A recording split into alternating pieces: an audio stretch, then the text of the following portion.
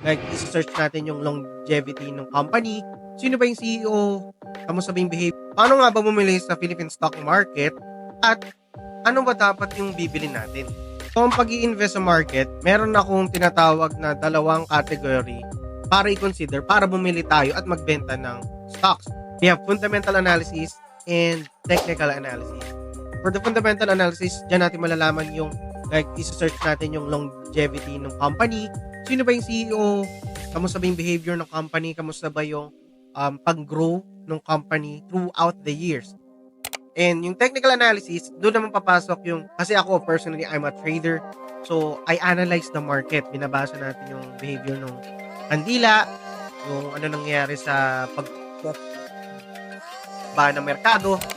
Ngayon, kung wala po kayong alam tungkol sa mga bagay na yon, I suggest you watch this playlist for beginners. Na topic ko dyan yung lahat ng kailangan malaman sa pag-trading at sa pag-i-invest. At bakit nga ba umaangat at bumabagsak ang market?